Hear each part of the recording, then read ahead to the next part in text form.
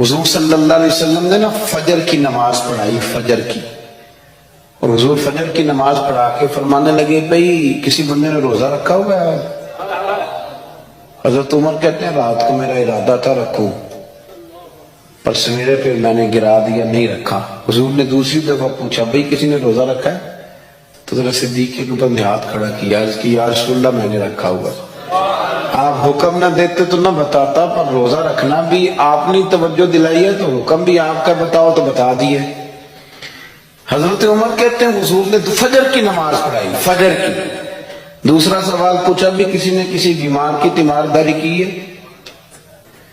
تو حضرت عمر کہتے ہیں میں نے فٹافٹ عرض کی یا رسول اللہ ابھی تو نماز فجر پڑھی ہے، تو اب گھر جائیں گے تو تیمارداری کریں گے۔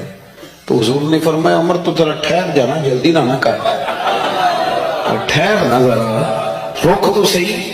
تو حضرت عمر فاروق رضی اللہ تعالیٰ عنہ فرماتے ہیں میں چپ کر گیا، حضور نے فرمایا بتاؤ بھی کسی نے تیمارداری کی ہے؟ تو صدیق اکبر نے ہاتھ کھڑا کیا، عرض کی یا رسول اللہ عبد الرحمن بن عوف رضی اللہ تعالیٰ عنہ 2-3 دن سے نماز پڑھنے نہیں آ رہے تھے، رات میں نے پتہ کرایا تو پتہ چلا بیمار ہے، اور حضور مجھے یہ بھی پتہ ہے وہ میرا یار ہے، مجھے پتہ ہے رات کو جلدی سوچا پر تہجد میں ضرور اٹھتا ہے۔ تو حضور میں بھی ذرا فجر کے وقت جلدی اٹھا ہوں تو فجر میں آنے سے پہلے عبد الرحمن ابن عوف کی تیمارداری کر کے آیا ہوں۔ حضرت عمر کہتے ہیں میں نہ ہلکا ڈھیلا پڑ گیا۔ حضور نے تیسرا سوال پوچھا، فرمایا کسی نے کسی مسکین کو کھانا کھلایا؟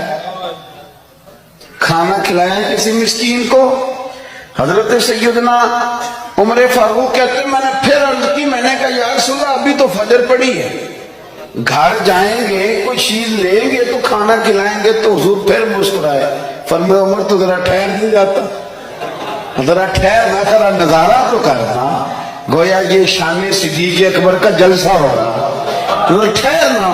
حضور نے پھر پوچھا بھی کسی نے کسی مسکین کو کھانا کھلایا ہے؟ تو حضرت عمر کہتے ہیں لوگ سارے دائیں بائیں دیکھ رہے تھے اور میں چپ کے ابو بکر کو دیکھ رہا تھا، کہ مجھے پتا تھا کہ بولنا اسی نہیں ہے، اور دل میرا کر رہا تھا کہ کہہ دوں دیو جناب جواب، دل میرا کر رہا تھا۔ وہ سمجھ گئے تھے کہ سونا راضی کن کاموں میں ہو، بس یہ نقطہ انہوں نے پا لیا تھا۔ حضور نے فرمایا بتاؤ کسی مسکین کو روٹی کھلائی ہے؟ تو جناب سیدنا صدیق اکبر نے ہاتھ کھڑا کیا، عرض کی یا رسول اللہ سویرے اٹھا ہوں تو چھوٹا بیٹا بھی اٹھ گیا تھا، اور میرے وضو کرتے سنت پڑھتے ماں سے کہنے لگا بھوک لگ گئی ہے، تو ماں نے 2 روٹیاں بھی پکا دیں۔ تو حضور ایک اس نے کھائی، دوسری اس کے ہاتھ میں تھی۔ جب ہم نکلے ہیں نا گھر سے تو دروازے پہ ایک فقیر کھڑا تھا، مسکین کھڑا تھا، کہہ رہا تھا رات سے بھوکا ہوں، کوئی دروازہ کھلنے کا انتظار کر رہا تھا، ابو بکر سب سے پہلے تیرا ہی کھلا ہے۔ تو حضور میں نا اس مسکین کو ایک روٹی کھلا کے آیا ہوں۔ حضرت عمر فاروق کہتے ہیں میں نے گردن جھکا لی، اور میرے رسول کریم نے فرمایا اے اللہ میرے ابو بکر پہ رحم فرما، اللہ میرے ابو بکر۔ وہ سمجھ گئے تھے، مزاج شناست سمجھ آ گئی تھی کہ حضور کن باتوں میں، اور نہ اپنے اوپر وہ سارا کچھ طاری کر دیا تھا انہوں نے، طاری، ان کی ادائیں بالکل ڈھل گئی تھی نبی پاک کی ادائیں۔ 3 دن وہ غار ثور میں رہے تو ہمارے صوفیاء فرماتے ہیں کہ ان پر تجلیاں بھی پڑی محبوب کی معرفت کی۔ جب مدینے آئے نا نبی کریم کو لے کے، تو کچھ لوگوں نے حضور کی زیارت کی تھی، کچھ نے نہیں کی تھی، تو کچھ آتے تو نبی پاک کی دستبوسی کر کے بیٹھ جاتے،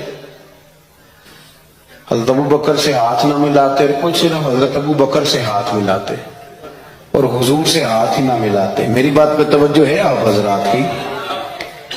تو کچھ لوگوں کو نا شبہ ہونے لگا، وہ معاذ اللہ سمجھنے لگے کہ شاید یہی اللہ کے رسول ہے۔ حضرت صدیق اکبر یہ کیوں شبہ ہوا؟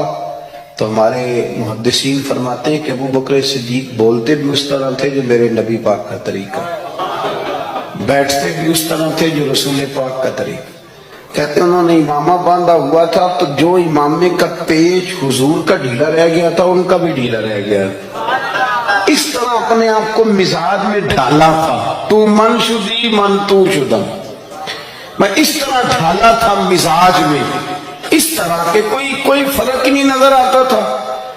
کہتے ہیں جب حضرت ابوبکر صدیق نے دیکھا نا کہ لوگوں کو تو شک ہو رہا ہے، کوئی میرے ساتھ ہاتھ ملا کے بیٹھ جاتے، تو حضرت صدیق اکبر نے کہا کوئی ایسا کام کرنا چاہیے کہ پتہ چلے آقا کون ہے، غلام کون ہے۔ اٹھے، کندھوں پہ چادر تھی، وہ اتار کے نا تو حضور پہ سایہ کر دیا۔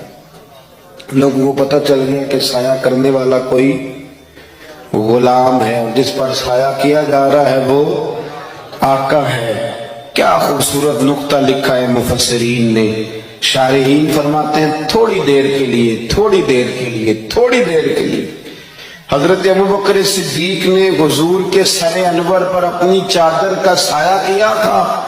اللہ کے رسول نے احسان کا بدلہ یہ دیا، نیکی کا بدلہ یہ دیا کہ قیامت تک ان کی قبر پر اپنے گنبد کا سایہ فرما دیا، قیامت تک گنبد کا سایہ کر دیا۔